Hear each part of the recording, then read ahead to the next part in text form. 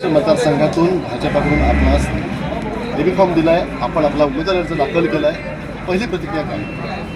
सर्वप्रथम मी आमचे नेते सन्माननीय राणेसाहेब आणि आमच्या या जिल्ह्याचे पालकमंत्री नितेशजी राणेसाहेब आणि भारतीय जनता पार्टीचे सर्वप्रथम मी आभार व्यक्त करतो की त्यांनी माझ्यावर विश्वास ठेवून मला ही उमेदवारी दिली. त्याचबद्दल मी सर्वप्रथम आभार व्यक्त करतो.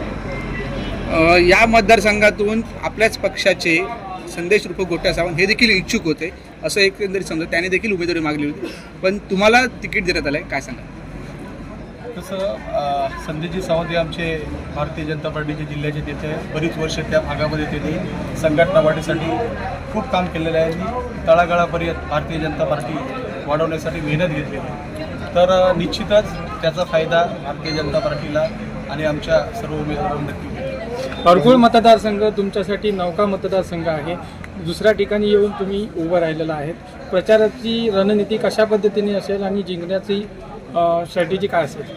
सर, पहिला ते नौका म्हणता येणार नाही, कारण सर्व गावं, कारण आपण तुम्हाला माहीत असेल मी पंचायत समिती सभापती म्हणून काम केलेलं आहे आणि नितेशजी राणेसाहेब यांच्या माध्यमातून त्या भागात झालेली विकास कामं असतील आणि आता जे संदेशजी सावंत यांच्या माध्यमातून असेल, आमच्या सर्वच भारतीय जनता पार्टीच्या माध्यमातून असेल, खूप तळागाळापर्यंत विकास कामं ही त्या ठिकाणी झालेली आहेत आणि त्या पद्धतीने सर्व कार्यकर्त्यांच्या आमची जी भारतीय जनता पार्टी कार्यकर्त्यांची फळी आहे आणि आमचे सर्व जे कार्यकर्ते त्या ठिकाणी नक्कीच यश संपादन करून देतील. आता उमेदवारी अर्ज भरताना आपल्या मतदारसंघातील त्या मतदारसंघातले स्थानिक कार्यकर्ते दिसून येत नाही. केलेलं होतं, त्याच्यामुळे मंडल अध्यक्ष असतील आणि आमचे शक्तिगत पाटील असतील हे सोबत महत्वाची गोष्ट की हरकुळ हाच महत्वाचा जिल्हा मतदारसंघ होता. ह्या विधानसभा मतदारसंघामध्ये अखेरपर्यंत एबी फॉर्म कोणाला द्यायचा, मनोज रावराणे की संदेश सावंत हे ठरत नव्हतं आणि अखेर एबी फॉर्म तुमच्या बाजूने दिलेला आहे. मात्र संदेश सावंत यांनी सुद्धा इथं अपेक्षा उमेदवारी दाखल केलेला आहेच. त्यासोबतच सुरेश सावंत यांनी सुद्धा उमेदवारी दाखल केली. त्यानंतर संतोष खंडे यांनी सुद्धा हरकुळ जिल्हा मतदारसंघामध्ये आपली बंडखोरी दाखवून दिलेली आहे. त्यांनी सुद्धा आपला एक उमेदवारी दाखल केलेला आहे.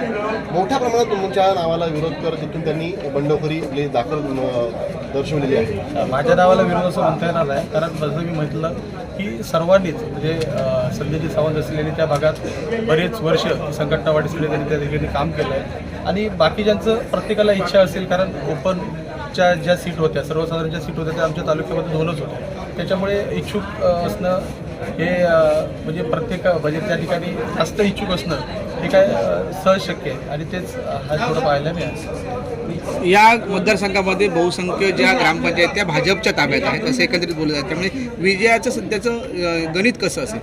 नक्कीच मगाशी म्हटल्याप्रमाणे मी नितेशजी राणेसाहेब यांच्या माध्यमातून त्या भागामध्ये बरीचशी विकास कामं झालेली आहेत आणि जी भारतीय जनता पार्टीची कार्यकर्त्यांची चांगली टीम त्या ठिकाणी आज कार्यरत आहे. जसं सरपंच मॅक्झिमम सरपंच भारतीय जनता पार्टीचे आहेत आणि त्याचाच फायदा हा संघटनेच्या माध्यमातून माझ्या उमेदवाराला होईल. मनोजी कशी काय नाराजी दूर करायला बंडखोरांची, त्यांना कसं आपलंसं करून घ्यायला? होणार सगळं शक्य आहे आणि सगळं शक्य होईल. नक्की मनधरणी करण्याचा प्रयत्न होईल. ते आमचे सर्व नेते आहेत, सगळ्यांच्या माध्यमातून ही निवडणूक लढवली जाईल, त्यांच्या नेतृत्वाखाली निवडणूक लढवली जाईल आणि सगळं शक्य होईल. काय अडचण